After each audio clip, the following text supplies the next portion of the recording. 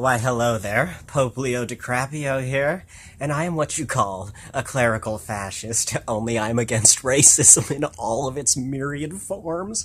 Being a fascist does not mean that you're racist. I'm more into, like, the Franco, dictator of Spain, who saved Spain from leftist mental retardation, leftist stupidities, and communism, but he did save Jews. He was a fascist, and Hitler did assist him in defeating the communists, but he did remain neutral in World War II, and he actually was responsible for saving Jews. He brought Spain to its golden age, and he made fascism work. And it was so beautiful. Okay, so here's why I'm in favor of Donald Trump. And I'm not in any way indicating that he's fascist, and he's actually not racist either, okay?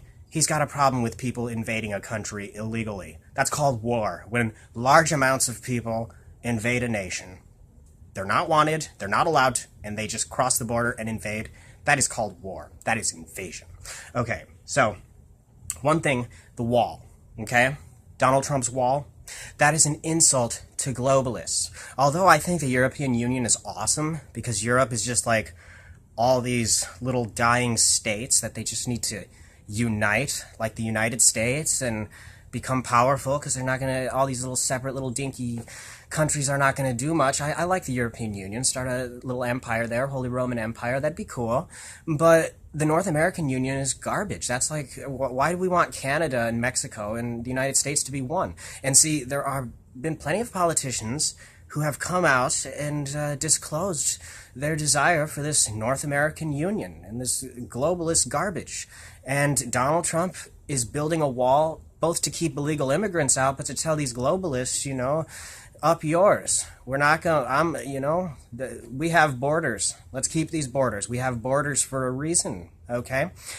Not only that, Donald Trump is, he's one of these people, he's going to really stick it to these other nations that have been ripping us off, stealing enormous amounts of money through cyber attacks and, treating America like garbage. They've disrespected America because Americans have become very effeminate and very weak, and Donald Trump will make these people respect us again, and he's going to he's going to stop letting them take our businesses and take our jobs, because he's that kind of a person. He knows what he's doing. But you know what? Common sense now. What is the best way to reduce the risk of terrorism? Get it through your thick skull. The best way to reduce the risk of terrorism is to have as few Muslims as possible, little darling. That's common sense. Wherever there is a large Muslim population, the risk of terrorism increases, because Muhammad was a terrorist, and the Muslims name their children after Muhammad, and they think Muhammad is so praiseworthy. Yet Muhammad cut off enormous amounts of heads, and he instituted government that is very unconstitutional and very hostile towards ours. And the left wing defends the idea that Muslims should be allowed to be politicians, and they argue with the right wing, and the left wing are supposed to be for women's rights, yet they defend the most misogynistic force on earth, which destroys, in Saudi Arabia, the life of every woman is destroyed. I mean, seriously, I would rather be a slave on an ancient not ancient, but a cotton plantation here in America, as long as my owner treated me as well as his sheepdogs and workhorses, than to be a woman in Saudi Arabia.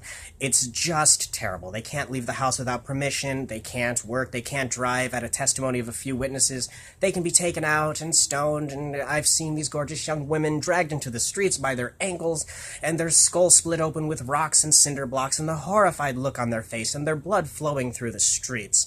I have seen this, and the left wing, which is supposed to be for women's rights, defends these people and refuses to speak the truth and says this is a religion of peace. No, it is a form of government, and no, it is not peaceful, and it never will be peaceful, and the truth must be spoken about this horribly misogynistic force that can never coexist with the free world, because there is a form of government called Sharia. And Sharia law is inseparable from Islam. There is nothing that ruins more lives than Islam. And the high number of Muslims in Europe not only has led to multiple terrorist attacks and a huge rape epidemic, but also the largest national security crisis since World War II, and riots and the beginnings of revolution and rise of right-wing governments, okay? Yeah, that's what Muslims do. They cause problems everywhere they go, okay? So, yes, Donald Trump is using common sense. We do not want those people here. Even if most of them are peaceful, the guy that they follow, the guy that they find so praiseworthy, he was a terrorist. So, there you go. Donald Trump has common sense. He speaks the truth. He's against political correctness. Now, I think Donald Trump is an instrument of God. Now, why would God use someone who's proud and who's arrogant and who doesn't seem to repent or admit that he's done anything wrong? Well, because God uses, sometimes, people because he can't find anybody worse, like Gideon. That is like using the most nerdiest, weakest person you can find to be captain of the basketball team. And then God takes his army and makes it teeny tiny so that he fights against impossible odds. Impossible. God made the battle as ridiculous and impossible as he could so that it would glorify him that much more, that everyone could look and see. It was comical. I'm sure it was funny. I'm sure it was ridiculous. I'm sure it made jaws drop. I think that's what God likes to do. And God chooses extremely unlikely people. King Saul was not elected by the people. God anointed and called King Saul, who was a traitor and a suicide. Well, traitor in the sense that he did a lot of scandalous things and he ticked God off and he ticked a lot of people off. And then King David, a man after God's own heart, anointed by God, commits adultery and has his right-hand man murdered so he can get away with committing adultery. I mean, are you kidding me? And this guy's so close to God, the most anointed man on earth. Okay, King David did worse things than Donald Trump. King Solomon, he did worse things than Donald Trump.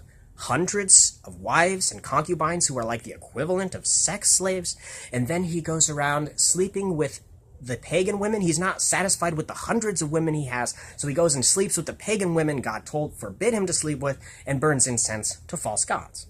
And then there's Nebuchadnezzar. In the book of Jeremiah, I think it's Jeremiah 37, but I'll find it out. God places all authority under Nebuchadnezzar. He calls him my servant Nebuchadnezzar.